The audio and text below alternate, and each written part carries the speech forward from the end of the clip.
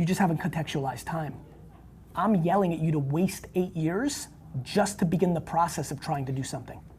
I'm telling you, and I know I'm right, like in my fucking soul, that you should waste the way you see the world 8 years on resources and time just to start the thesis of what you should do with your life. And a bunch of you debated heavily if this was the right internship versus a different one and like what will happen and this and that. None of it fucking matters.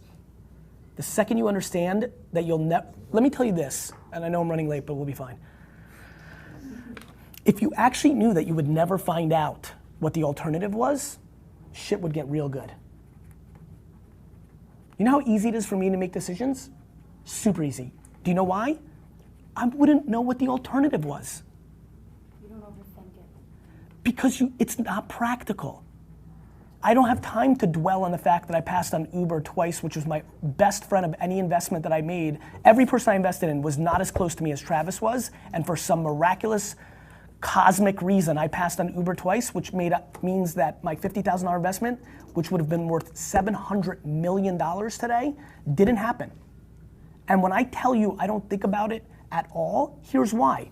I'm smart and thoughtful enough about knowing how life works. Had I made that investment, everything would be different. Maybe I'd be going to India to give a keynote about that investment because I would have much bigger profile, much different resources, and maybe in that private flight, maybe that flight would have gone down and I would be dead. So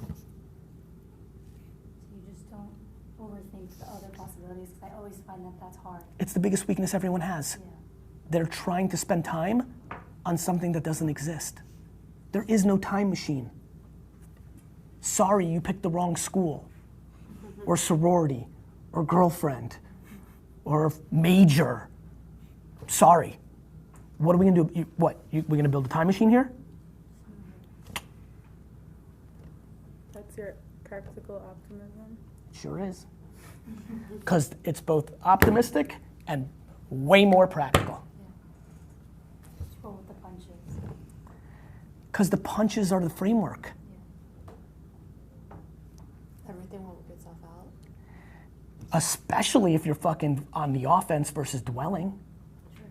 Everything will work out if you decide everything will work out. It's very real. My mom lost her mom at 5. She was in the Soviet fucking Union. Real communism. Her dad then went to jail for a decade. That's a fucking tough hand. She's the most optimistic fucking person I know.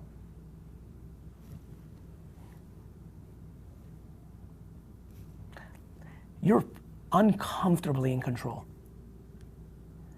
Yet this is the great generation of feeling we're not. Google's in control. Trump's in control. Brexit is in control. My parents are in control. You want your parents to not have control? Stop taking their money. It happens real fast. Real fast. And all that means is you just have to live a little more humble. Which, oh, by the way, would most likely lead to much better behavior by you going forward. And a shocking level of happiness.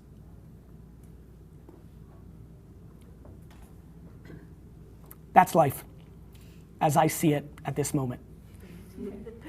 And it's real, you know? I really want this for you guys. Happiness needs to be the ambition. And you're way more in control than you think. You just have to stop paying attention to others. And unfortunately, the framework is to pay attention to others, which is how this is all happening.